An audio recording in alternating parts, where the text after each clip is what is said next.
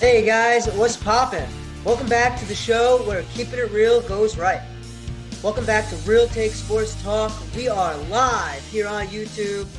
I'm your boy Johnny G, back after a few week hiatus, grinding hard at law school. I'm joined as always by our boy Omer. Omer, say what's good. What's good, everyone? Welcome back, Johnny. We missed you. Thank you. It's good to be back, man. I've been putting in that grind, man. It's been tough. Law school's been kicking my ass. But you know what? Today's a good day. We got a great show planned for y'all today. We're gonna be talking about the Super Bowl, big win for the Tampa Bay Buccaneers. You know, it broke my heart. I'm like 5 hours away from Tampa. I couldn't get myself over there, too much homework. But it was a fun time. We're gonna talk about Pat Mahomes, some big trade in the NBA, and much, much more. But before we get to all that, make sure to hit that like, subscribe, and notification button down below so you get all the news from us here at Real Take Sports Talk. And make sure you tell your friends. So let's hop right into this shit, Omer. The Super Bowl. 31-9. It was not a competitive game. Start to finish, Tampa Bay Buccaneers put their foot on the gas and did not let go. A good game from Tom Brady. Nothing spectacular, nothing gaudy, no big numbers from anybody. Just good, sound, solid, all around football. TB12 got that Super Bowl MVP. What are your biggest takeaways coming out here? Well, immediately my biggest takeaway was the scoreboard. Like, Jesus Christ, 31-9. I had a live stream that night on this very channel. It's in the archives down below if you want to see it. But god damn, Johnny. God damn, they got their asses whipped, did the Chiefs. Like, I don't think anyone thought that it was going to be this lopsided if the Bucks won. They thought it was going to be a very close game, if anything, if the Bucks had a chance to win. Not a lot of people thought that this was going to be a blowout, and it was surprising. The Bucks defense just came into play, and I think that's the primary reason they won, because the Bucks defense at the end of the day was they weren't the Ravens, they weren't the Titans, they weren't like one of these, or the Steelers, they weren't one of these defenses that scared people throughout the season. They were just kind of, everyone knew they were stout, but all the focus was on the offense. All the focus as for all season has been on Tom Brady. So I think that defense came in with a chip on their shoulder, and it showed. It showed. And what ended up hurting the Chiefs, and we'll get more into this later on in the show, but I think what ended up hurting the Chiefs too was not having everyone there on offensive line. I think not having either like three starters, I think, on offensive line hurt them. It allowed the Bucks to get interior pressure, which was insane on Mahomes. The pocket looks like it was collapsing every like 5 seconds. So they did that well, and it also came down to the Chiefs defense not being able to match up against all the talent that Tom Brady had around him. Specifically Gronkowski, who had a game again, burning this Chiefs defense again for the second time this year. So it was a crazy game. My reactions are well documented on this very channel, so I feel like I don't need to speak too much about that. But it was definitely a shock the entire time. Even like in the fourth quarter, I was like, there was a small part of me that was like, they're gonna come back. Like come on, like this is. Like even Jim Nantz and Phil Simms were like, well, the Chiefs have been down by this much. They mentioned like how they were down in the playoffs last year against the Titans, how they were down again in the playoffs against the Texans last year. So it was like one of those things everyone kind of expected them to come back eventually. That just never materialized. So huge ups to Tampa Bay. I think the Tampa Bay Buccaneers obviously put together a great game plan, and it showed. Yeah, it's interesting you say that too, because they were down in the Super Bowl against the 49ers too. And they came back. I think the Yeah. interesting thing, I'm gonna run through some of the team stats for everybody real quick. We take a look at the first downs, 22-26, Chiefs to Buccaneers. Passing first downs, 12-12, rushing first downs, 7-8. You take a look at total plays, the Chiefs ran 69, nice. And the Buccaneers around 63 total yards. The Chiefs actually had more total yards than the Bucks, 350 to 340. 11 drives each, 5.1 and 5.4 yards per play. 243 passing yards, 195 passing yards for the Bucks. Rushing yards, 107 for the Chiefs, 145 for the Bucks. Like if you look at time of possession, 28 minutes for the Chiefs, 31 minute for the Bucks. Like if you look at all the counting stats for the teams, it's not so different. They played Right. a relatively even game. But then you take a look at what made the big difference. Mahomes, 2 interceptions. The Chiefs, 11 penalties for 120 yards. 0 interceptions for Tom Brady. 4 penalties for 39 yards for Tampa Bay. At the end of the day, it wasn't about who could move up and down the field. It wasn't about whose guys are more electric. It wasn't about, who was on or who was off. It was about which football team made the football plays. And I think you were spot on when you said that, watching the offensive lines, at the end of the day, Mahomes looked like he was under pressure every play. I mean, that one pass where he hit a dude in the Mm. face mask. Mahomes is falling over, getting tackled, slinging that thing underarm, and he Hmm. hits this dude in the face mask, and that ends ground. You just can't have those kind of drops. You can't have those kind of big play mistakes. If you get your hands on the ball, it's a football saying, man. If you get your hands on the ball, you got to catch it. That's it. That's it. You got to catch it. And Mahomes, whether you want to say, well, we'll get into that later, but whether you want to say he played good or played bad, it's just the team was in a tough spot. The players didn't show up to play. Andy Reid's son and one of their coaches is in a tough spot with his situation. And it was not too many distractions. It's too many distractions for the Chiefs, too many injuries for the Chiefs. And Tom Brady had his team there and ready to go and ready to play. And, that it showed. It showed at the end of the day. They came out and looked like the better football team from start to finish. And that's how you win 31-9 in the Super Bowl. It was just insane. I mean, look, I don't know exactly. I honestly haven't read up too much about what happened to Andy Reid's son, but I mean, obviously it was a tough week for him, but it rings. What this brought back to me was kind of the feelings of going full Reed, as what's his name, urinating tree would say. And it's this phenomenon where Andy Reid gets to almost the pinnacle of success nearly every single year, and he finds a way.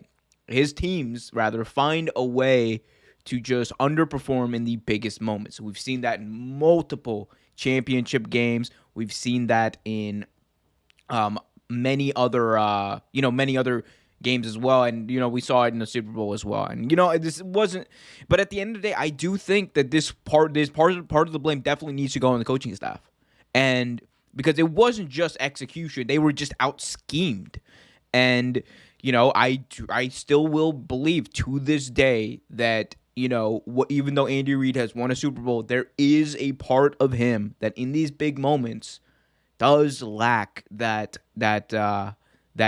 extra oomph you kind of need as a coach, that extra edge you kind of need, the one that Bill Belichick has to become like one of the greatest of all time. And I'm not saying he's not one of the greatest of all time. I'm saying Andy Reid is in a position where he should have more, and there's a reason he doesn't. And whether we want to say it's lack of, I'm not saying it's lack of ability, but it might just be at a certain point his ability, his coaching ability kind of reaches its maximum, and we don't know what it is. At the end of the day, he's still one of the best coaches ever, but to be in that class of Belichick, of Lombardi, it's kind of sad, because if he had won this one, I think this could have opened the floodgates for the Chiefs to win multiple more, and we'll get into them, like I said, later on. But you know it came down to coaching, and it came down to the players just not being able to execute what the coaches put forward. Yeah. Briefly on the Andy Reid son situation. So Britt Reid coached on the defensive side of the ball for the Chiefs this last season. He has a history of it's a tragic story, of course. We know that people who have a history of alcoholism, it's a disease, so they need help. And he has a history of alcoholism, and he has multiple DUI arrests. and supposedly he had did not pass a field sobriety test. We know that those are, it's difficult to get useful information at a field sobriety test, but he's being investigated by the league and by the authorities for driving under the influence, where he got into a crash with the family, and three people, including a 5-year-old girl, are in critical condition. Oh wow. His contract was not renewed. It expired at the end of the season, and it was not renewed by Kansas City. He had surgery, and he's doing okay. And so our hearts go out to the family. We'll leave them anonymous, but our hearts go out to that family, and we hope that they heal and are able to come back from this. And we hope that the Reed family does what's appropriate to help restore that family to normalcy. But it's a difficult situation. It's the kind of thing that when one of your own does something like that, and one of your own is involved in something like that, it's difficult to reconcile, because you want to be behind someone who's one of your own, but you have to live in the real world and understand that people who you trusted and people who you want to support can do and make do bad things and make poor choices, and that's difficult to acknowledge if you're the Kansas City Chiefs. And I think that has to be something that we understand as a big cloud over this team, that a member, that it's not just some random coach, it's not a video coordinator, that's the son of the head coach of the football team going under the knife after a big accident. That's just not nothing. So if we want to talk about the issue being scheming and the issue being readiness and preparedness from the coaching staff in particular, then I think it's important to acknowledge that this could have played a large role, because it's hard to just compartmentalize something. Right. I didn't. Robots. We want to think of these guys as football coaches, and just the robots that we see on Madden. But at the end of the day, that's not the truth. That's not reality. These are people, and our heart goes out to the people who are affected by this, and we have to acknowledge that when people are involved, that just makes these things more difficult, and it makes these things harder.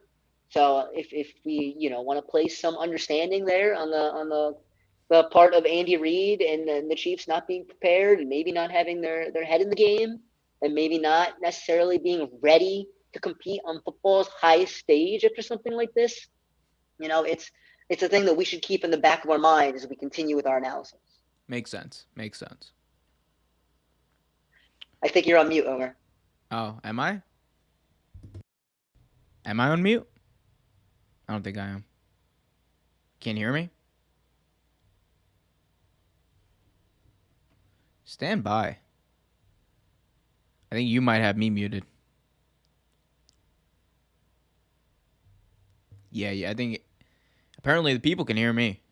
And we just lost a viewer. Thank you, Johnny. Oh, there we go. My headphones cut out. My bad. It's okay. I was willing to take it from here, but yeah, I definitely do not put, I wasn't aware of the whole, situation with Andrew Reid's son. So obviously, there's a reason why, he might not have been completely there that week in coaching, and then that day especially. So, hearts go out to everyone involved, and, hopefully everyone makes a full recovery, and, there's reconciliation or whatever the process happens, and we wish the best for everyone. Absolutely. So let's move on. Let's discuss Patrick Mahomes. He has a turf toe injury. Now this was talked about a bit before, and we know that he was coming off of the concussion, and we know that that plays a big thing. And he went under the knife on Wednesday to undergo toe surgery, and things have been reported as positive for him since then. How much do we think the turf toe injury affected his mobility? And if we want to talk about scheming, I mean, his mobility is a big part of how this Chief offense runs. They get him out of the pocket. We know that they were missing 3 offensive linemen. Do we think that him not being able to make plays with his feet and escape the pocket and extend plays was a big part as to why the Chiefs offense wasn't so dynamic, especially in the red zone? I mean, it would make sense, right? It would make sense that Pat Mahomes had an injury that day that led to him, not performing to the level we've seen him. But it doesn't excuse, the overall reason as to why that team underperformed. It doesn't excuse the offensive line allowing interior and exterior pressure in almost every other play. It doesn't excuse receivers dropping touchdown passes. It doesn't excuse the defense getting run over by the former WWE 24/7 and 7-Eleven champion and Rob Gronkowski. It doesn't excuse them, letting AB, who I'm not going to say what I just said. I wasn't going to say, but, it doesn't excuse the fact that they got their asses handed to them, Like, at the end of the day, like, the Chiefs got dominated, Johnny. Patrick Mahomes had one of the worst performances of his entire career. I think this was the first time in under Patrick Mahomes and Andy Reid that the Chiefs have not scored a touchdown in a game. Like, they were dominated on every single level. And the only person that can honestly say, even the punter for the Chiefs had a shit game. He was doing 30-yard punts off the side of his foot almost every other punt. So, it was just they got dominated on every single aspect of the game, and they didn't show up. And, we can talk about whether the injury played a course into this game, but what I want to talk about is, something deeper than that. And, this was something that I was actually talking about on the stream on the day of the Super Bowl. And that was Pat Mahomes' legacy and how this impacts that. Like there was a lot of talk about if Pat Mahomes win this game, then, he's on his way to becoming the next GOAT. And a lot of people are going to say that anyway. But I think especially this loss, and it's not just about, losing one time in the Super Bowl, right? Tom Brady's lost like 2 times. It happens. It happens when you're there, like a few times, 3 times, whatever, right? But what this loss means is that for the rest of history, no matter how many Super Bowls Pat Mahomes wins, Pat Mahomes could go and win 8 Super Bowls throughout his career. The one loss is to the one person who he's going to be battling for that GOAT debate in. Like, anytime you're going to bring up who's the GOAT in that Pat Mahomes, Tom Brady conversation, right? It's always like the Tom Brady people are always going to have this up their sleeve. They're always going to say, well, that Super Bowl, one of those guys showed up. One of those guys won the MVP. One of those guys scored a touchdown. The other one just wasn't there. And, it's... I know a lot of people would say, oh, well, that's just a superficial argument. But it has a lot of merit because this is what we want. Like, we don't have to imagine what happens, in this scenario with when LeBron James goes up against Michael Jordan. Because we've seen it in football. We've seen Pat Mahomes go up against Tom Brady in the Super Bowl. We've seen it in 3 games throughout their career. And Tom Brady has won 2. And we can complain about flags. You can complain about whatever. The Chiefs didn't deserve to win this game. And that's what it comes down to. They got flagged, I think, 10 times or 11 times in this game for 120 yards. It doesn't matter. They did not show up.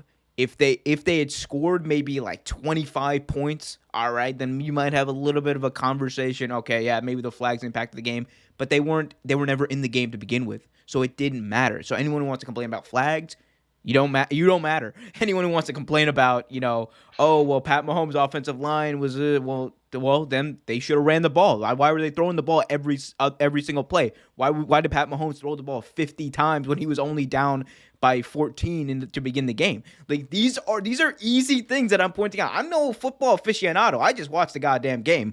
I'm just pointing out things that I noticed. True, you're no football aficionado. And look, we can say, and again, we can come up here and say that, well, you make excuses all you want. It doesn't matter. He lost, and he lost in a very damning way. And I'm one of Pat Mahomes' biggest fans. I think Pat Mahomes, I've said it, and I will say it till I'm blue in the face. He's the most skilled quarterback to ever play the position, in my opinion. And he will continue to be that if he continues to be exactly what he is. But still, that doesn't excuse what happened in the Super Bowl. And that debate with Pat Mahomes and Tom Brady, that debate, it's always going to be it's always going to be true that Tom Brady, when the moment counted, beat Pat Mahomes. And that's what this game was about. And that's going to be the legacy of this game. When they're making a 30 for 30, when they're making the NFL films, when they're making the what's it called, the NFL timeline or whatever, this is what they're going to be talking about these two. Yeah, I see. I agree with you on almost everything you said. I just think that Shocker. Can you hear me? Yeah, shocker. Oh yeah, I agree with you on almost everything you said. I just think that it's the GOAT argument that you're saying. It very much mirrors the it has to be perfect. The Jordan LeBron thing, that Jordan is better because he got there 6 times and won 6 times. And even though LeBron has been there 10 times, it doesn't matter. That's not what I'm talking about. That's not what I'm talking. That's not what I was talking about, though. I said, but Johnny, I understand that, and I said that in my argument. But we never saw Jordan and LeBron go head to head in the finals. We never had that one-on-one matchup. It's a team sport. It's Mahomes shows up with a concussion and a toe injury. Who won the MVP? Right? And Who won the MVP? His numbers, but he did fine. He threw for 500 yards or nothing. It was a good game. He played a solid 21 of 29, 200 yards, 3 touchdowns. He did what he needed to do to win. Pat Mahomes didn't. This has nothing to do with Tom Brady. This has nothing to do with Tom Brady. This is not me saying anything about him. What I'm saying is that if we're having the GOAT debate, let's say in 20-something years from now, right? When Mahomes is probably a handful of years retired, and we can appreciate his greatness, whatever that looks like. If this man wins 8 Super Bowls, like that, I don't know what to tell it. Look, I don't think he's going to win 8 Super Bowls. I don't think anyone's ever going to win 7 Super Bowls again. I think the only person in the history of football to ever do that will be Tom Brady. So I think it's kind of a moot point. I think it's kind of irrelevant to say, oh, well, can Mahomes ever be the GOAT? It's like, can Mahomes win more Super Bowls than all other franchises in the NFL? We'll see, I'm not going to tell you that that's possible. Right. Because I didn't think it was possible until I watched Tom Brady do it. But if he does it, then I'm not going to hold him losing this game against him. It's not going to fact. It's going to be a part of it. It can be a point that we raise and dismiss, to use a law school term. Not to get all snobby on y'all, but to raise and dismiss, sure. But I'm not. If this man goes out and wins 7, 8, 9 Super Bowls, it's not. Then it's not going to matter that he lost to Tom Brady in Super Bowl 2, because let's not forget who Tom Brady lost to in those Super Bowls. Let's not forget that my boy Eli Manning has 2 of Tom Brady's Super Bowl MVPs. Not 1, 2 Super Bowl MVPs. But Johnny, Eli Manning's not in that GOAT. Eli Manning's not in the GOAT conversation though. So that doesn't matter. But then why are we holding that against Patrick Mahomes? Tom Brady is the best quarterback to ever play football. How can you hold that against him, losing to him? Because he's potentially going to be in the conversation. That's the point I was trying to. I wasn't trying to make this a bigger thing than it was. I was just trying to point out the fact that, let's say 10 years, 15 years down the line, Mahomes could have the exact same resume as Tom Brady, but this will always be held against him in this hypothetical GOAT debate, because this was a debate that people were having going into this game too, of oh my God, is Pat Mahomes going to be able to be the GOAT, the next Tom Brady? And I think it's a pretty stupid position to begin with, because who's going to be the next Michael Jordan? No, there's only one Michael Jordan. There's only going to be one Tom Brady. Pat Mahomes could be the next Pat Mahomes, but does that mean he's the GOAT? And I think losing this game, though, it's going to make it a lot harder for Pat Mahomes to become the GOAT that people are saying that he's going to be. He still could be, but it would take a lot of greatness. Like Tom Brady. Can we just get to the Tom Brady segment, because I feel like that's kind of what this is bleeding into. Because do you have anything else to say about the Chiefs? Tom Brady. No, that's pretty much it. It was a tough game for them. We hope that it gets better. They're going to be good for years to come. So let's see what happens. Fair. On Tom Brady. So you got into it a little bit. 21 of 29 for 201 yards passing, 3 touchdowns, 1 sack for a loss of 6, QBR of 81.8, and a QB rating of 125.8. His leading receiver was the immortal and awesome Mr. Rob Gronkowski, 6 receptions for 67 yards and two touchdowns, 7 targets. Leonard Fournette, 4 receptions, 46 yards. Mike Evans, 1 for 31. And Antonio Brown, 5 receptions with 6 targets. Those were his leading receivers. Cameron Brate, 26 yards on 3 catches. So it was a good all-around game. 89 rushing yards for Leonard Fournette, split carries with Ronald Jones with 61. It was a pretty good all-around game for the offense. They made good plays. They looked dynamic. They didn't, necessarily get up and down the field so much as they just dominated the time of possession and made sure that they did the little things. They got first downs. They kept the ball moving. They held the ball. They just, played good, solid, strong, fundamental football. And, that's kind of my takeaway. That's how you win Super Bowls. They say defense wins Super Bowls. They say gritty toughness wins Super Bowls. And, that's what they did. They played fundamental football. Tom Brady, I'll say it one more time before I let you go. Tom Brady didn't have a gaudy game where he threw for 500 yards and 7 touchdowns and broke records.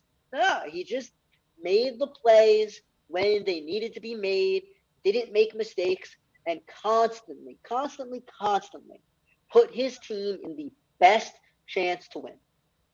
And no one does it as consistently as he does, and no one does it in the big moments as much as he does, and that's why he's Tom Brady. And that's why, people want to say that, he didn't throw for 500 yards, and I'm not saying you're saying this, but, you did. But people want to say that. He doesn't need to, and it doesn't matter, because in the moments that other quarterbacks fold, Tom Brady again and again and again proves exactly why he won 6 Super Bowls with the New England Patriots, and then called his own numbers, said, I'm leaving, I'm putting in my contract, I'm out after this year, goes, picks his team, picks his players, LeBron James this shit, and wins a Super Bowl with the Bucs. Brady proved that he transcends football. And, the question that I think I heard is, what does this add to Tom Brady's legacy? And a lot of people said, it doesn't add much. It doesn't add anything because, he's won 7 Super Bowls now. It's more than any other franchise. Like, he's solidified the GOAT. But in reality, he solidified the whole GOAT conversation when he came back in that Super Bowl against the Falcons. And I think that that's in the majority of people's minds. That's when he became the real GOAT. But I think that this actually did add to Tom Brady's legacy. And hear me out on this. The whole conversation about Tom Brady and his legacy before this was Tom Brady is the greatest football player to ever play. Before Sunday, it didn't matter. He could have lost, could have gotten blown out. Still the greatest football player to ever play, right? But now he's won 7. That's more than any NFL franchise, more than any other player in NFL history. And no one's done it for as long as he has. He's about to turn 44. The dude said he wants to play till 45. He might go past that. God knows what Tom Brady's going to do. The dude looks better than I do at 24. So, mazel to him, right? But let me tell you this. After Sunday, Tom Brady proved that he transcends sports. I think Tom Brady legitimately needs to be in the conversation of greatest athletes to ever be in sports. I'm talking about Muhammad Ali. You're talking about Tom Brady. You're talking about Michael Jordan. You're talking about Tom Brady. They're in the same conversation now, and I think it can no longer be ignored. People still want to hate on Tom Brady. This is a weird thing on Twitter, right? I mean, Twitter, people want to hate on everybody, but people still want to hate on Tom Brady because they beat my team in the Super Bowl. Oh my God, he just cheats and wins. Like, dude. He's won the amount of take away all the times he's been alleged to have cheated. I think that's 2 Super Bowls out. The dude still has 5. The dude still has like 4 MVPs. The dude still at 43 put up Pro Bowl type numbers. At the age of 43, there's no like debate anymore. Stop it if you still want to debate this. No. There's no better player in the NFL ever. There likely will never be a greater player in the NFL than Tom Brady. The conversation now that we should be having, that Tom Brady right now deserves to be having, is Tom Brady the greatest athlete to ever play in sports? That's what we should be talking about, and I think we will talk about that one day on this show. Yeah, I mean, if you think about it now, who's in that competition? We're talking about guys like LeBron and Jordan.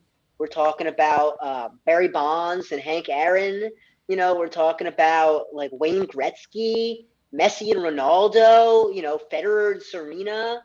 Like Pele. Brady has, he's staked his claim amongst the greats in all of those categories. And if you want to talk about, they say that you got to play who's on your schedule. The league is just whatever's in front of you. Bill Russell and his 11 rings, the NBA, Yogi Berra and his 10 rings in Major League Baseball. There's, what does it mean to be the best ever? What does it mean to be the GOAT? If we want to say that quarterback, yeah. If I may, I just want to get this point, and then I'll let you finish. But you just made me think of something with that Yogi Berra thing. Like, I think in 80 years, when we're old and frail and on our deathbeds, hopefully, we live to be older than that. But I honestly don't want to be like 100 years old. That would suck. That would just no offense to anyone out there who's 100 years old. You're not watching this podcast. Who cares? But no, in all seriousness, you don't want to be the 117-year-old lady who survived World War I, World War II, and the coronavirus. Okay, that would actually be dope. But I'm not. I didn't survive World War I or World War II, so it doesn't matter. But no, in all seriousness, Tom Brady, I think, is gonna end up being one of those people that we talk about. Like, you know how people, like, there's no one alive now who does this, but, even like when we were young, there were people who said, I was there when Babe Ruth did, hit a home run. I was there when I saw Babe Ruth play a game. That's what our generation is going to be. We're going to be able to say we were there when Tom Brady did blank, and it's going to carry its own weight, and it's going to mean something to people 80 years from now who never even seen Tom Brady.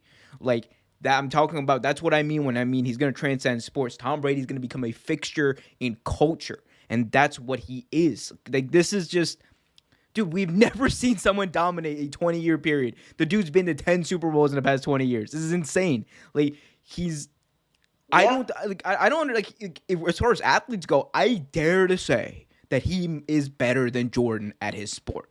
And I dare to say that. Easily. I don't think it's even a question. Oh, you obviously have not been on NBA Twitter. Go say that in NBA memes and come back. I don't fuck with NBA Twitter. They're a bunch of casuals, man. I don't fuck with NBA Twitter. but Tom Brady's gonna be one of those types of people. He's gonna transcend just everything, in my opinion. Go on. Easily. So I'm gonna jump in on that. What does it mean to be a GOAT? You want to look down the resumes. We talk about level of competition compared to what it was then and what it was now. That's why if I'm a baseball guy, let's go Mets, right? We talk about what does it mean to be a GOAT. We don't put Babe Ruth in that discussion anymore, right? We talk about Mike Trout and what he's done, and Barry Bonds and Henry Aaron and Ken Griffey Jr., right? Because these guys are on the top of their craft at a period of time where the game is extraordinarily hard. Right? It's the best that it's ever been. And that's kind of the big argument with Jordan and LeBron, is Jordan was great, but there's no comparing the late 80s to the 90s to now. The league is the most skill and the most talent that it's ever had in the history of the league. And that's why, I say LeBron is the GOAT, and we can have that conversation another day.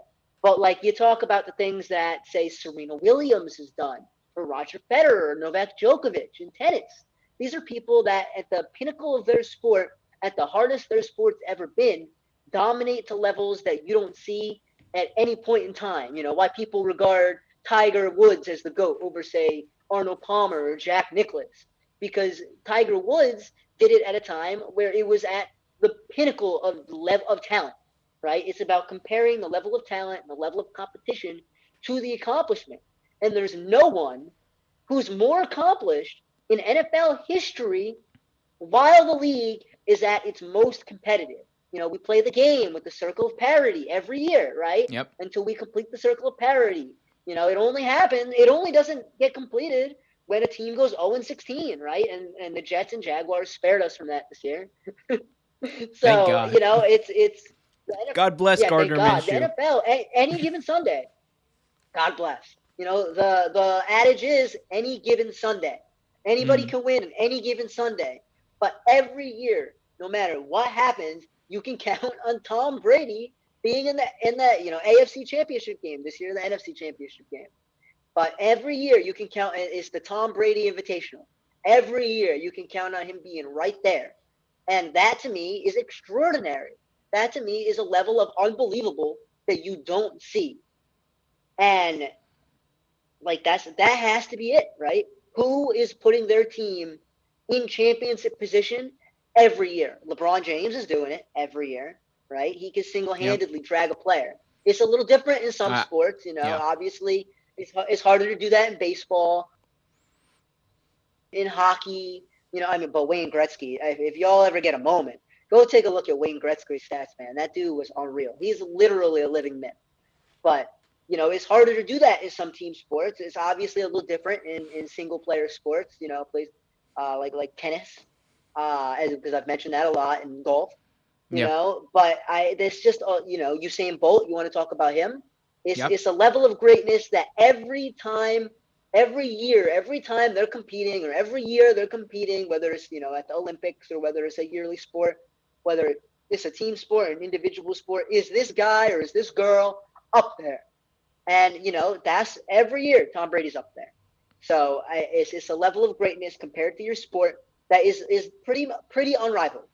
It's pretty unrivaled. So I don't know where you go from there. It's subjective. Yes. It could be anything you want it to be. There's a lot of bias and subjectivity that goes into it. But if you're talking about who is there at the end every year, there are very few people who match Tom Brady. Agreed. Also, can we also talk about you want proof? You want living proof? We will show you living proof as to why Tom Brady is the greatest of all time. Tom Brady, after winning the Super Bowl for the 7th time, I've never seen Tom Brady even step out of line even a little bit. I've never seen him show some semblance of personality before. But except for the Trump hat, right? We're not talking about that right now. But I will say, dude, if you were not a fan of Tom Brady before this week, you definitely have to be now. And let me show you why. Tom Brady at the boat parade that the Buccaneers had, Tom Brady at the boat parade that the Buccaneers had did this to the Lombardi Trophy from one boat to another. Please take a listen.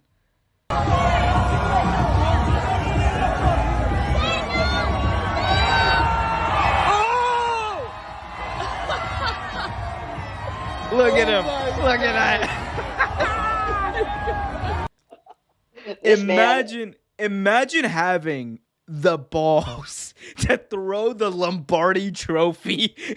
He's got 6 more. It doesn't matter. He's got 6 more. But there's so many aspects of that video that are hilarious. One, his daughter is behind him screaming, "Dad, no, what are you doing?" And Tom Brady's like, "I don't give a shit." He threw this very large piece of full metal, full silver that had sharp corners at multiple people on the boat. He very nearly could have poked someone's eye out. But he's the GOAT. He completed that pass too. It's undeniable, dude. And he could have dropped it in the water. I promise you, he could have dropped it in the water. It could have fell to the bottom of Tampa Bay, whatever the fuck that bay is, and it wouldn't have mattered because he would have been like, "Shit, we'll just get another one next year." It doesn't matter. And the video of him being dragged by one of his teammates, drunk, off the boat is just. If you didn't like Tom Brady before, you have to like him now because this is what we've been asking for players like Tom Brady, who under Bill Belichick and under Patriots, obviously he couldn't show, or he didn't show a lot of emotion. He didn't show a lot of anything, right? But I think this kind of opened the door for some people who didn't like him before to be like, okay, well, this is you can't hate that, It's just No, a dude man, you having fun. can't. It's You just a really dude having can't. fun. Like it's great. It's great to see. Oh, you love that stuff, man. I mean, I wouldn't trust any other player if he's gonna toss the Lombardi Trophy 20 feet to another boat in the open ocean. I wouldn't. I would say don't fucking do that. But you know what, Tom Brady, you earned the license. Do whatever the hell you want, bud. Do whatever the God, hell you want. do I whatever you can't tell want, you man. nothing. You're winning at He life. owns the league. He owns the league, man. Until he retires, he owns the league. Like He is the league. That's just it. Is everybody loves Tom Brady now, no matter what you are or who you are or what you do. You know, it's Tom Brady. You can't hate that man.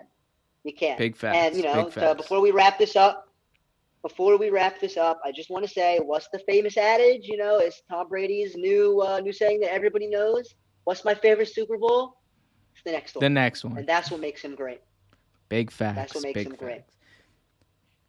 So we are going to jump to Major League Baseball. Some news out of New York and LA. The Trevor Bauer sweepstakes comes to a close. He earns a 3-year contract north of $100 million from the Los Angeles Dodgers with, you heard this right, 50 in his third year.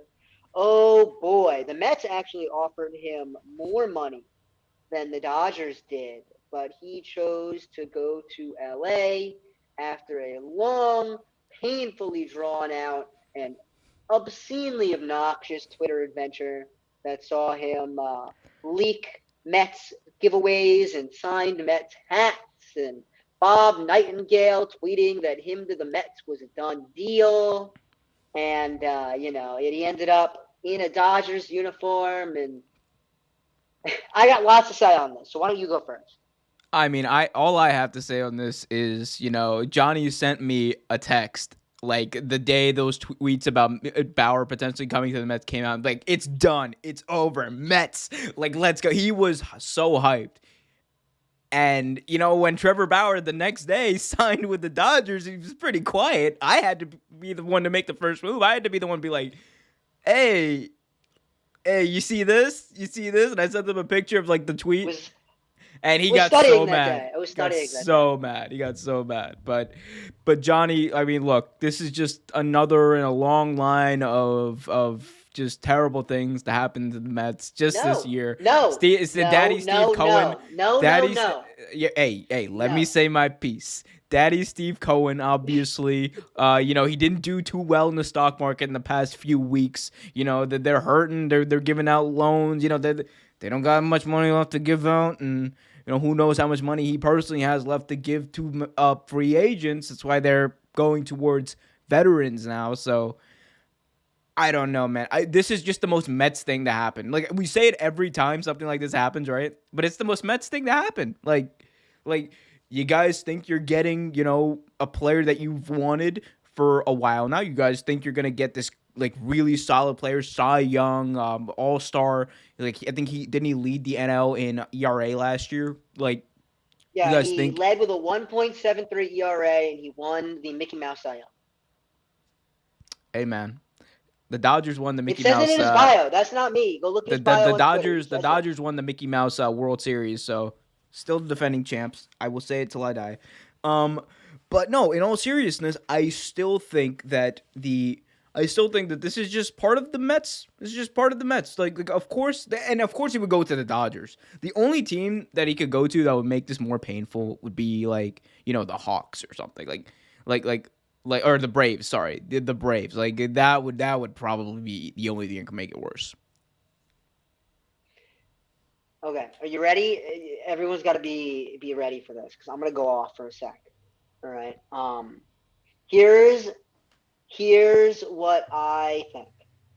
At the end of the day, I was excited to get Trevor Bauer. I will not deny that. I was excited. I thought it was a done deal. I thought it was a done deal. It was not a done deal. It's okay. Shit happens. That's fine. I'm not upset at losing the player. It is what it is, right? The Dodgers got a good player. He's a great dude. He's a great player. I'm not gonna say he's a great dude, but he's a great player, and so I'm upset that we lost him. More so though that I'm upset at what happened. This is him and his agent Rachel Luba, and it was a very public campaign. A lot of these things go, they stay in house, right? You don't publicize everything, or leaks come out. You work through reporters. You're trying to put pressure on teams and teams. It's very hush hush. That's how these things go, and it's Right. just they were all over Twitter. They were. What irked me really was when it leaked that they were doing giveaways on the website, and links were popping up and coming down, and there's giveaways, and they're emailing fans, and taking money from fans. That's when it crossed the line. Yeah, like you want to sign with the Dodgers for less money to go home. They're the defending champs. Like, fine, okay. How am I gonna hate on you for that? I'm not gonna hate on you for that. But like, if you're signing Mets hats and giving them away to fans, and then the next day you're like, nah, fuck that shit, I'm going to LA. Like, who are you? Who you think you are that you could just do that? Like, what the hell? What kind of bullshit is that? That's why I said it's literally the most Mets thing ever to happen. Like, no, but see, I'm gonna fight back on the LOL He Mets teased thing, you guys so hard. That's fine. No, he used us. He used us because if you look at what the salary projections for him were, on a 3-year deal, we were looking at like the opening projection was like 372. He used us to get the Dodgers interested and to pry $30 million more dollars out of them that they were going to go originally, right? You had 5 or 6 teams interested at the beginning of the cycle, back after the World Series in October, November, December, right? And so he's going to hold out. He's going to wait for more money. He knows that the Mets want him, so he's just going to sit back and wait for the Mets to get a little bit more desperate. And that's great strategy. Hats off to him and Luba for making that strategy and for earning an extra 25 or 30 mil and getting opt-outs after every year and getting 50 million guaranteed, blowing past the 36 mil record that Garrett Cole set with the Yankees. And so here's the issue. The issue is that you can't. You got. Why are you gonna be a dick about it, right? Like that's my issue. Is leave the fans out of it. Leave the Mets fans have out of suffered enough. I've suffered enough listening to Mets fans. Like please. Yes. For the screw sake Sandy of everyone. Screw with Zach Scott. Screw with Steve Cohen. That's their job. Players and agents screw with these people all the time. Is no skin off my back if you use Sandy and Steve Cohen to get 25 mil off the Dodgers and you knew that that's what they wanted all along. That's what free agents have been doing for the Yankees for fucking centuries. I'm talking like in 1750, free agents were calling the Yankees. So like at the end of the day, I'm fine with that. That's part of what you got to get used to being a big market team and being a real player. But where I'm going to put my foot down, and where we're going to put the league on notice is that we're done putting up with the LOL Mets bullshit. We're done. Yeah. We're not going to hear it from all y'all. We're not. No, I'm not kidding. We're not going to hear it from all y'all anymore. I'll pull it up next episode, but I got this same exact speech last year before the season started. Yeah. But this is why I'm going to hammer it home. With Steve Cohen, we're not playing. This is a big market team that's going to spend money. What y'all got to understand is you're not going to win every little interaction, and you're not going to sign every big-time free agent. But at the end of the day, look at our offseason and put our offseason up against anybody else. It's still going. I don't know if y'all caught the rumors today, but the Mets are involved with Justin Turner, Chris Bryant, and Matt Chapman. All 3 of them. Those are 3 of the top 12 third basemen in baseball. Like, I don't want to hear, LOL Mets, they didn't get Trevor Bauer. Would you rather a perennial all-star third baseman? I'll take Matt Chapman over Trevor Bauer in a motherfucking heartbeat. Every second of every day from now until eternity. Because Trevor Bauer is a pitcher with a higher career ERA than Tanner Roark. And Matt Chapman is a 25-year-old all-star and a 2-time Gold Glove winner with the guy who's averaging a 380-plus OPS every year. So I'll take a guy who's bound to be a perennial all-star versus a guy who had 12 good starts every second of every day, and I'll pay him $15 million less, and I'll re-sign all my free agents. And let's keep in mind that Francisco Lindor is my new starting shortstop, and Carlos Carrasco's my 4 starter. Like, put our offseason up against any team in baseball, I'm gonna tell you that the Mets won. The Mets are the winners of the offseason, with or without Trevor Bauer. The Mets are the second best team in the National League, with or without Trevor Bauer, and the Mets are World Series contenders, with or without Trevor Bauer. So hate all you want, but we're coming. We're coming, and so laugh at the LOL Mets now, because we're coming.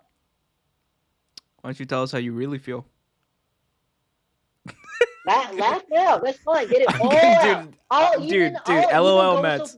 But I'm sorry, that's fine. LOL Mets. I'll even go so far as to agree with you. No, I'll even go so far as to agree with you. Wait, the Nationals are still defending champs.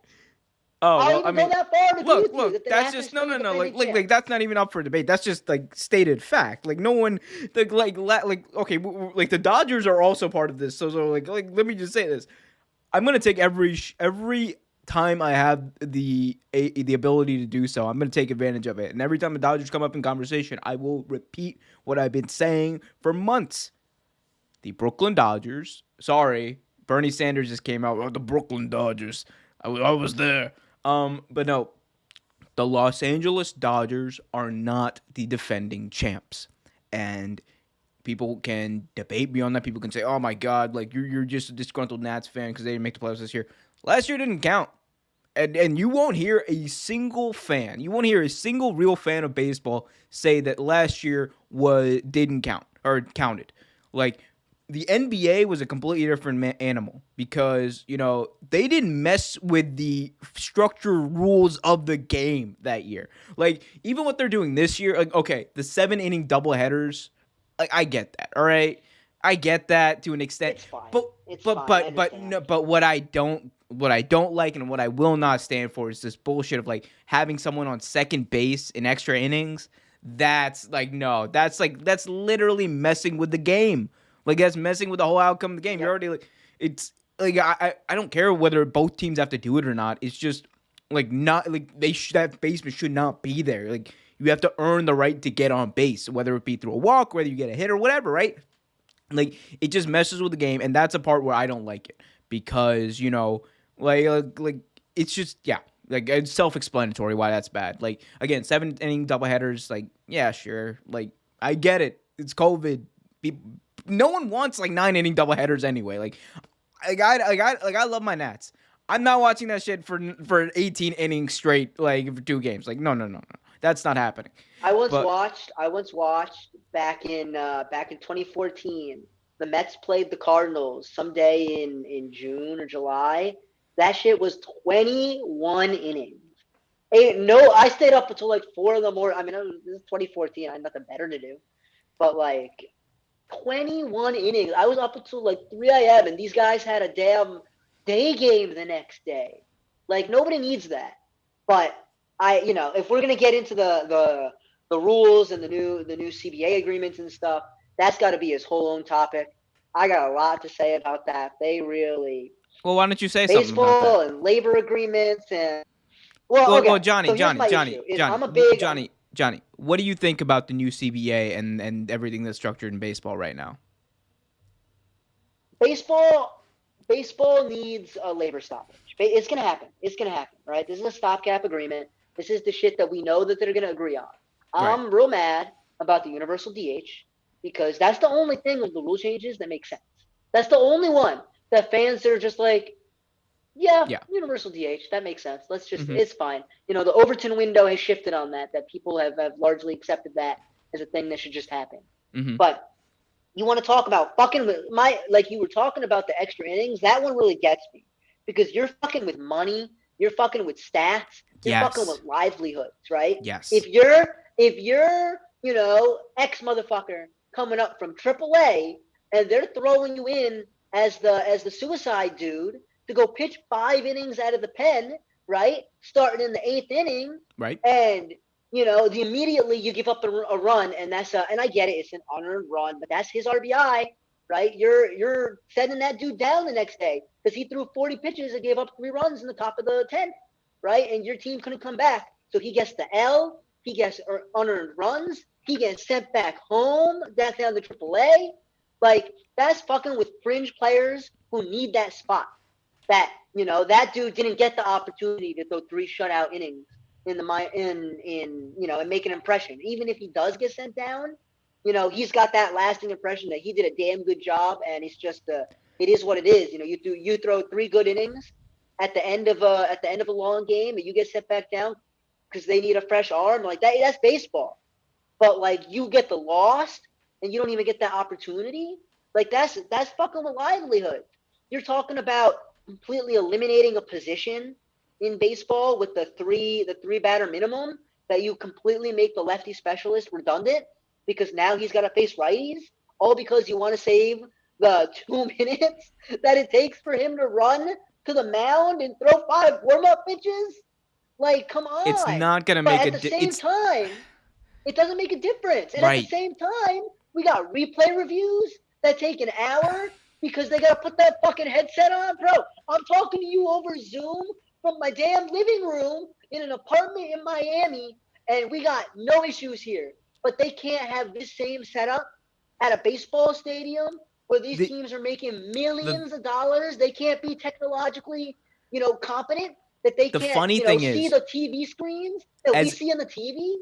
As incompetent as the NFL is, like, and has been and still is right now, even they, like, 2 years ago said, all right, we've had enough of this, like, instant replay bullshit. We're just going to have somebody watching the damn game. It's not that hard. Major League Baseball, they're not doing that bad. They can definitely afford to have people watching the games. Just have someone watch the games.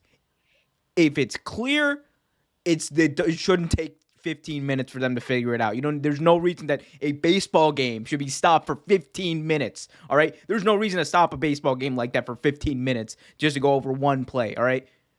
If the replay official sees it, it's over. There's no need anymore to have the umpire go in and, talk with them. Like, if there's like a special case, I can't imagine what it would be, like where it's not clear and concise, but if there's a special case where you do need the umpire, fine. But that should be minimalized at this point. Because, and I'm not just saying this, a lot of baseball purists will be like, well, the umpire needs to be calling the game. Like, no, well, you want to save baseball? You actually want to save baseball? This is a way to help people watch baseball more and watch the game more consistently, is eliminate all this like free time bullshit, because the games are long enough as it is. So let's try to minimize where we can without directly affecting the game and directly affecting, like you said, the livelihoods of the players, the positions, and the strategy of the game. It's if you have replay, right? If you have a replay official, it's not going to mess up, what the other team's going to do. It's just going to be like, okay, we know you're just going to get information faster. That's the only thing that's going to happen. So it has nothing to do with the game, and it should just be done right now. If the NFL can do it, Major League Baseball should 100% do it as well. Like, these things aren't hard. Yeah, I'm just a YouTuber. I want to make a point on top of that. I want to make a point on top of that too. If you look, you know what the longest sports game is, right? Of the 4 major leagues, you know what it is? It's the NFL. It's the NFL, right? When you watch a football game, do you sit there? Let me ask you, Omer. Do you sit there on your fucking couch and stare at the game intently and watch every play? Not unless it's a huge. No, it would have to be a. No, I do. If they're no, okay. If it's the Ravens, if it's a playoff game, fine. It's a little different. Yeah, but no. If you Typically, tune in no. on whatever game is on at 4:00, it's CBS. Are you sitting there and watching? Even if it's like the Seahawks and the Packers or something, no. You're sitting there and watching every single play? No, you're not. I'm not watching. I love basketball. I got League Pass on my TV here, and I watch as many basketball games as I can. But even I'm not sitting here tuning into random ass like Suns Mavericks games, watching every possession, because that's not what sports is. Sports is not, I'm gonna sit here and watch it and consistently have my eye on it and watch every single play. I don't know why we have this obsession in baseball that every single moment has to be action-packed, because football is a lot of standing around and doing nothing. Basketball and hockey and soccer are a lot of up and down where nothing happens, right? So why on earth is all of that okay, But the standing around and doing nothing baseball is terrible, and it's the end of sports as we know You know what it. the difference So we is, got to change Johnny? everything we've ever done. You know what the difference is, Johnny? Whether it's this idea that baseball games are too long. Well, there's two things. One, there's not action happening as consistently as in NFL games or NBA games. But see, I disagree with that because you know what happens more often? It's more interesting to see a dude hit a home run, especially with runners on base, than it is to see a dude break a big run. I'm not disagreeing with you. I'm telling you the reality of like people who watch sports, right? No, I'm not saying you're wrong. And I'm saying from a league perspective that the way the league should be looking, it's not from a fan perspective. Well, dude, people are changing the channel, Johnny. Dude, do you want the facts? You want the real take? People are changing the damn channel. They're not changing the channel in the NBA. They're not changing the channel in the NFL as much. They are changing the channel when baseball comes up. Super Bowl, 15 years. Nobody watched the Super Bowl. The lowest ratings in 15 years. So they are changing the channel on all sports. Oh, that's okay. That's Nielsen, dude. There's so many ways to watch. There's so many ways to watch the games, like the football games, especially now. Most people, I sat here and watched it on Yahoo, dude. I didn't even stream it on TV. I don't have cable. I watch it on Yahoo. I'm not disagreeing with you. I'm not disagreeing with you about that. So why are you yelling? I don't know why you're yelling. The league office, because it's a podcast and you got to yell. It's animated. But what I'm saying is that the league office needs to see that, and they need to understand that changing the things that the hardcore fans love about the game is not how you bring in new fans. It's about pumping up the most exciting moments to have people tune in. Because if you say, let's say, what basketball does a great job of doing is getting the 9 or 10 minute condensed games out real quick, right? If I miss a basketball game that I wanted to watch, right, I finished my homework at 11:30 and I wanted to catch, Nets Heat, right? I don't have the Heat local channel here, right? So I can't watch the Heat games. So if I want to see my Brooklyn Nets or my New York Knicks watch the Heat, I can't watch those games. But, if I finish my homework, I'm done with Civ Pro at 11:30 and I want to see the highlights, I can tune in on that shit. Or, if I, in the morning, on the treadmill, I'm watching the 9 minutes condensed games. I watched 3 of them, and that's my 2-mile run, right? That's what the NBA does well, getting the highlights out and disseminating the fun stuff and promoting the great players and the personalities. And it's not saving, 15 minutes at the corners every game to a game that people aren't tuning in to watch the full game anyway. That doesn't accomplish anything. But the league office is out of touch in the way that Roger Goodell and Adam Silver aren't. It's Roger Goodell and Adam Silver pay lip service, and they do good things for the fans who watch the game, who make up your base, while trying to expand that base to people who are more casual. I made the joke that NBA Twitter is casuals, but that's why NBA Twitter is full of casuals, because that's what the marketing strategy appeals to. That's what the strategy appeals to get people to like basketball. And, every 10 people who you get basketball into their minds, you get football into their minds, 2 of those people become hardcore fans, let's say, right? And 5 or 6 can have a casual conversation about it and will buy a handful of jerseys, and that's all you need. But baseball is losing that because baseball is trying to fundamentally change how the game is played to save 20 minutes. Johnny, that's what frustrates me. Johnny. Rant over. Johnny, what have I been saying for the past year? What have I been saying? You tell me. Hashtag fire Rob Manfred. Fire that man. Get him fired. Start Rob the hashtag. Manfred. Fire him, dude. It's over. Like he failed. Who works in the league office now? Who? You know who works in the league office now? You know who's a consultant? Theo Epstein. Let's get Theo Epstein. He wants a new challenge. Fix baseball. It's all broken. It's not even pace of play stuff. We can even go on pace of play stuff. Right. We're talking labor stoppage because of financials is what's going to happen next. Because baseball screws young kids, because the strategy has always been, outperform your contracts when you're a kid and we'll take care of you on the back end. But then the owners got smart and they realized, wait, why am I paying a 31-year-old a 12-year contract to play until he's 45? Why am I giving this dude $300 million? Why on earth am I doing it? Because look at how many of those 10-year, $300 million contracts have paid off. Robinson Cano is on the Mets and is suspended for steroids. Albert Pujols it takes an hour to run to first base if he makes contact, you know. The only guy that I can think of that has lived up to his massive ass contract is Max Scherzer. Is the only guy who I can sit here and tell you that he earned that contract before he got there. He earned that contract while he's been there, and he might still be decent when his contract is up.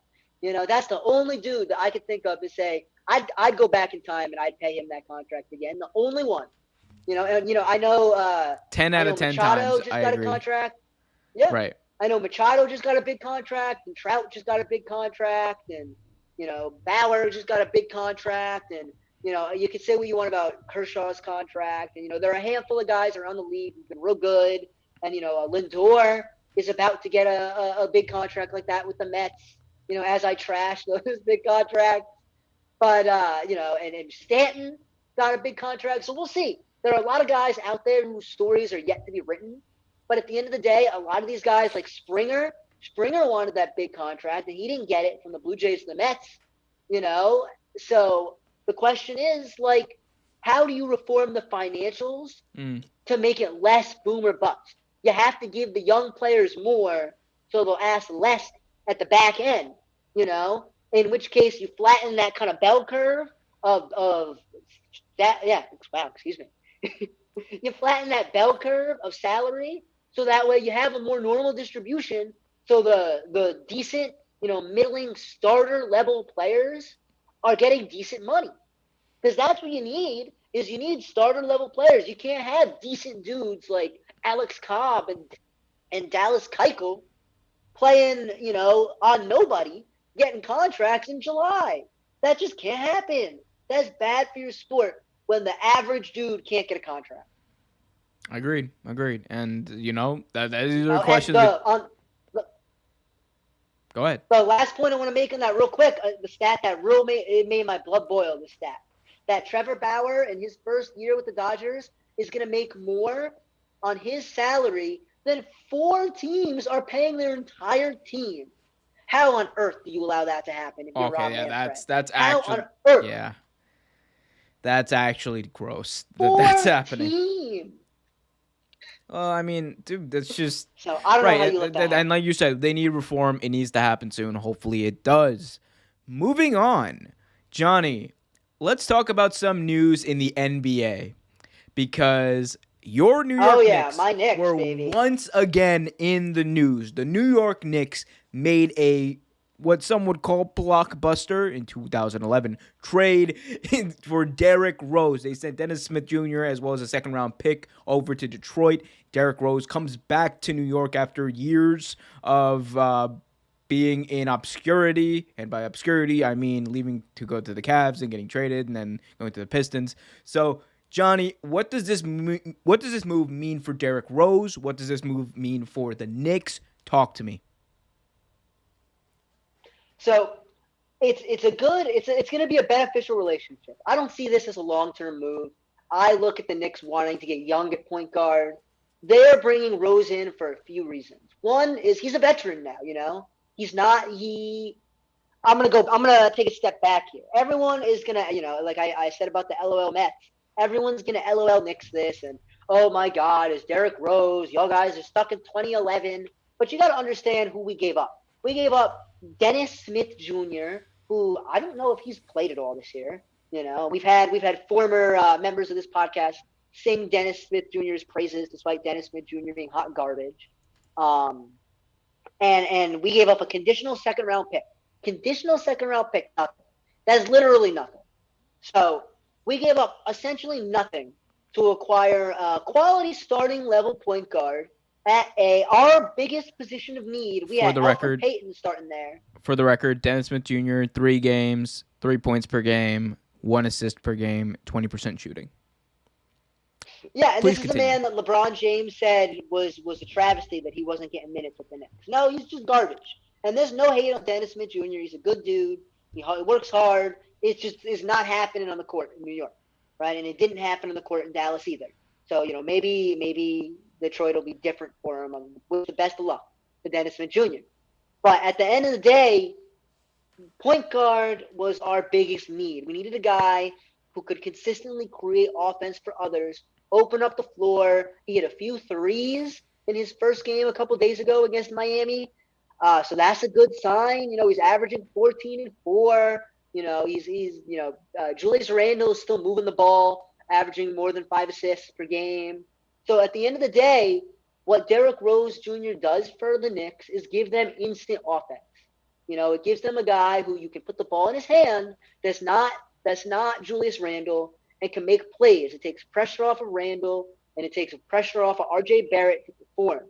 And that's going to be huge because, I don't think RJ needs to be an on-the-ball player right now.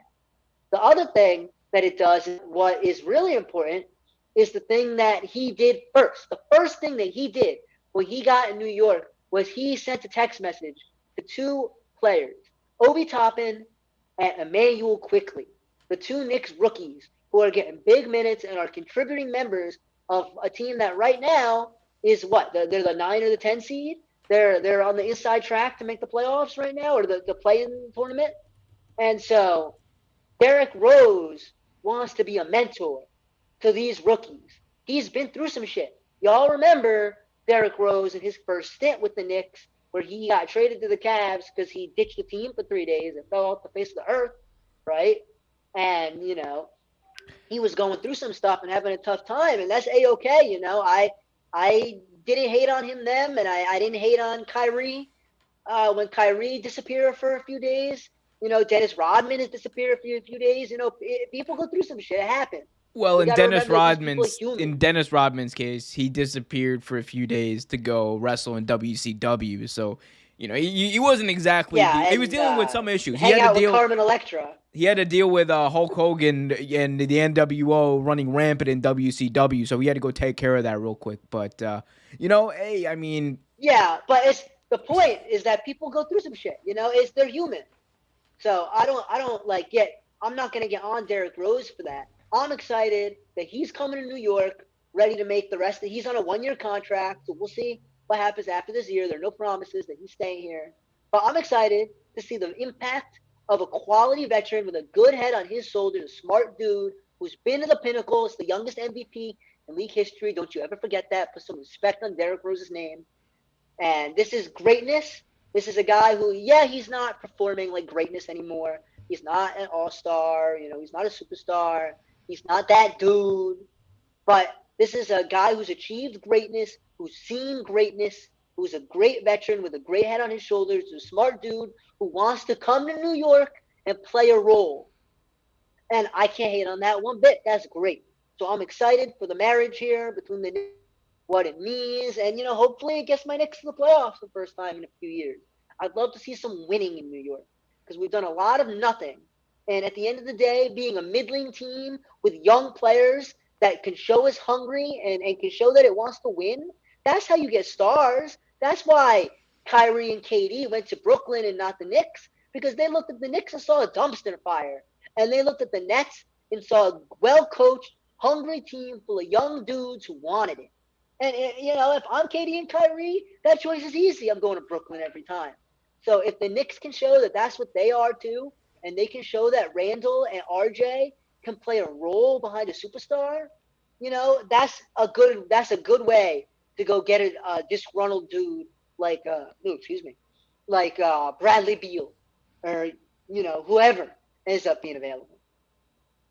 Yeah, I mean, you mentioned a lot of things there. I think it's going to be a good pickup for the Knicks. I generally think. I mean, it's better than it's an upgrade from Dennis Smith Jr. Obviously, that second round pick was probably worth nothing for them Peyton anyway. And Emmanuel Quickley just splitting the time there.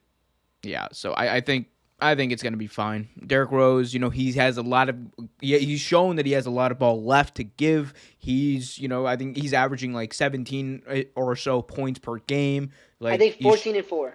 Or 14 and 4. He was averaging, I think, 17 points last year. But regardless, he's still producing offensively. He can distribute the ball to other players. Perfect fit for that young team. And like you said, he's a good kind of transition piece in what seems to be a constant transition for the New York Knicks. Wish him all the best. Obviously, we love Derrick Rose here. He's been a huge hero or not, but he's been a huge name in basketball for a number of years, and we always wish him the best. And I think there's always been this debate: is Derrick Rose going to return to form ever? And at this point, anyone who's holding out on that, he's never going to return to what he was in 2011. That's just not going to happen, right? But I think he's still going to be able to produce. He's still going to be able to provide leadership. And those are two things that the New York Knicks desperately need, especially right now with that young team. So hopefully everything goes well with there. Yeah. On to our final topic of the day. We go back to football. The quarterback who's been in the news constantly. The Carson Wentz show continues. Where will Wentz wind up? Omer, where will he wind up? All signs right now point to Indianapolis, and all signs point to a reunion with Frank Reich. We know that, Carson Wentz had a very difficult year. He struggled immensely this year, and I've made the case, and I will continue to do so, that it was not his fault. It was not completely on him, because that Eagles team, that was a bad football team from top to bottom. From offensive line, defensive line, from their receivers were dropping passes, their cornerbacks couldn't cover. It was a bad time in Philly. It was the team wasn't talented. They dealt with injuries all year. So anyone who wants to put it on Carson Wentz is just wrong. But that's needless to say. He did struggle, and like I said, there's reasons why he struggled. And I think if he wants to get his career back on track, what better place to go to than a place that has the foundation already built? The Colts are a quarterback away, literally a quarterback away from being in championship contention. That defense is stout, much like the Bucs were before they got Brady. That offensive line is one of the best in the league, with Quentin Nelson leading it. And T.Y. Hilton shown he can still produce. They have good weapons at tight end. They've got 3 running backs that can come out and produce. So he's going to have everything around him. And what he's also going to have is Frank Reich, his former offensive coordinator, who was with him in that 2017 Super Bowl run, that year where he was leading up. People thought he was going to be the MVP. He had 33 touchdowns at 10 games in or something. So he is someone who I think is going to be able to come in immediately and make that team a championship contender. And I'm not capping when I say that. I've said that, Minshew could be a potential landing spot for there, but I see this in the way that Carson Wentz is asking out and the way that the Eagles have responded, and they're looking to trade him this week. They are looking to move on from him very soon. And the only thing that's gonna probably give the Colts pause is, do they want to give up first round picks? And if I was their Colts GM, and I would do it. I would say, if you want 2 first-round picks for Carson Wentz, and I'm not going to get Deshaun Watson. That's not going to happen. It's a pipe dream. They're never going to give me him. Do I want Jimmy G, who has been molded from the 49ers about being traded? Is he a better option than Carson Wentz? No. Is Kirk Cousins, who was also rumored to have been shopped, is he a better option than Wentz? Really? No, especially in that offense? No. So if Wentz is the best option out there, and I don't want to bring in a rookie, they don't have time really to develop a rookie. Their window is closing. They have maybe 2 years to really win a championship. So, and are they going to be able to get a rookie quarterback that they like, that can run that offense from the get-go? You don't know. So I would bet, I would put my chips in on Wentz, because there's been success with Frank Reich there. Frank Reich, by the way, the most underrated coach in the NFL. I must say it, because what he's done with that Colts team in the past 3 years, no other coach, aside from maybe Bill Belichick, could do what he did. They've gone to the playoffs twice, and remember, he wasn't the first choice for the Colts. He only became the Colts head coach when Josh McDaniels, on midway on his flight to Indianapolis, turned the plane around and went back to New England. And he was basically, the scab coach who was hired. That's what he was. And he, first season, goes 10-6. goes to the playoffs, wins a playoff game. Next year, obviously, Luck retires. They struggle, but still competitive. The year after that, they get an aging, decrepit, old Phillip Rivers and make the playoffs. And they're still real good. And they're still real good. The foundation is there. The coaching is there. Wentz can improve there. And I think that should be where Wentz, that should be where the Eagles, that should be where the Colts are going. I think it's not one of those things that is it going to happen at this point. I think it's a matter of time before this happens. Because there's really no other destination unless the only thing I see is like maybe if like the Vikings give up like 3 first-round picks and Kirk Cousins, kind of like what the Detroit Lions did. But even then, I'm not gonna lie to you, I don't want Kirk Cousins' contract on my books. I would rather take the clean slate with Jalen Hurts if I'm the Eagles, take the first-round picks, and just go on from there. Well, so here's the question, because I agree with everything you said, and I agree that Indy is the most likely destination. And I think I even agree that he's the best quarterback available. Although I guess we could kind of have an argument about it. But I think you're right that Reich could revive him. Well, there's Deshaun. And that a lot of what? There's Deshaun, but the Colts are just never going to get Deshaun Watson. So. Yeah, I don't think so. I think he's ticketed to the Jets right now. We'll see how it ends up going. The thing with Cousins that makes it interesting, and the thing that I've heard around the league is that the Eagles want the Stafford return now, that they saw what that looked like. And I think that's real hard because Stafford is proven, Stafford's been on garbage teams his whole life, but it's never been about Stafford. Like, he's never been the problem. And I think that I'm not high enough on Wentz to say that you can plug him into a Super Bowl contender, which is what the Colts are, with a competent quarterback. They're very Bearsian, that if you stuck a real quarterback on their team, that they'd be Super Bowl contenders. But, with decrepit Phillip Rivers or with the Bears with Trubisky, they're decent. So does Wentz make you a Super Bowl contender if you're the Colts? And on top of that, are you a Super Bowl contender with a chance to keep that window open for 2, 3, 4 years, given the trade package and offset? Because remember, he still has a huge contract, so you got to offset that salary somehow. Who are you sending back? Are you sending back quality talent that's making money for Carson Wentz? Like, that's not a thing I want to do. It worked for the Rams and for the Lions because they swapped Goff and Stafford, and the money lined up pretty well. But that analogy doesn't exist with the Colts and the Eagles. So how do you make the salary cap work? How do you send back talent? Are you giving up multiple first-round picks for a guy who got benched for a dude who was worse than him? Like, I don't know. It's hard for me to see a Wentz trade working well because I just don't see Carson Wentz as a positive value contract right now. So, I mean, look. I struggle to see. The team has like $70 million in cap space right now. So they're going to be able to afford to get Wentz. I don't think that's the issue. I think at the end of the day, Frank Reich is going to have – this is how it works in the NFL. Like, let's be honest. Like, Frank Reich is going to have faith in his relationship with Wentz to go out there and go out on a limb and say, I'm willing to give up these first-round picks to get him. Because, look, without Wentz, let's say they don't get Wentz. What are your other options? Legitimately, what are your other options at this moment? Because, you're not going to be able to keep this entire core together. What the Colts have right now is a very special core that's firing on almost every cylinder. The only piece they're missing since the day Andrew Luck retired was the quarterback position.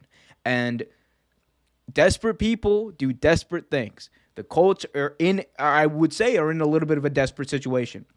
And to me, it just makes sense that Wentz, Frank Reich, that relationship, it makes sense that he's the best quarterback available that they can get because they can't obviously get Watson. So, and the cap number makes sense. It just checks too many boxes for me to say, that it's not going to happen. Also, Adam Schefter is reporting that, this is the most likely place he's going, so I'm not going to go against Shefty. That's two things that I know now about football. Never bet against Brady and never bet against Shefty. So, it just makes too much sense. And I think Wentz, people, I think Wentz behind that offensive line. I think Wentz with the confidence of the coaching staff, because there was a lot of waning confidence between him and Doug Peterson.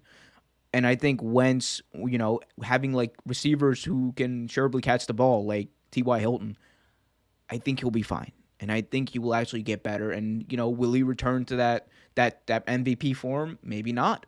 But do they need him to necessarily? Because Phillip Rivers almost had them beating the Bills. So I'm just saying, if there's a lot of room, there's enough room there. I think Carson Wentz can fill that gap, and make them extremely competitive, which is what they need. Then they need a quarterback to do it. Without a quarterback, they're done. Yeah, no, I don't have much to add. I think you hit the nail on the head. I think the important thing that you said, the most important, is they don't need 2017 Carson Wentz. They don't need that guy. What they need is a guy who's just going to make the plays. They need a guy who's not going to turn the ball over, who's going to run the offense, who's going to score, right? They need him to add dynamicness. Dynamicness? I don't think that's the word. They need him to be dynamic and make the offense dynamic, because it's stagnant with Phillip Rivers, because the dude's 1,000 years old and, he spent all his energy having kids and driving between San Diego and Los Angeles. So it's just being dynamic and making plays and creating offense and allowing the talent to do its thing and to show itself. If Wentz can do that, that would make Indy immediately Super Bowl contenders. Jose Gutierrez just said in the chat, after you tear your ACL, you're never the same! Exclamation point. Bullshit, Tell him sir. I already told him to put some respect on Derrick Rose's name. Put some respect on Derrick Rose's name. Put some respect on Deshaun Watson's name. Watson was no scrub last year. Deshaun Watson was an MVP candidate. People Adrian don't realize Peters, this. He led the league. Adrian Peterson, the list goes on and on. Like, you can definitely come back from an ACL injury. I mean, what Wentz? Oh yeah. And it's not like Wentz was playing like trash right after the injury. Wentz had he had 2 good seasons with the Eagles. He just kept on getting injured. I mean, that's the other question too, I think, that goes into this, and the Colts probably will think about the injury concerns with Wentz. He obviously didn't get injured this year, right? And that's a good sign, I think, for them. But I think that question is also going to linger as well. But I don't think it's going to be strong enough for them not to pull the trigger. It would have to take something like miraculous, like him saying that him saying something outrageous, like he does not want to go there, for them not to pull the trigger on this.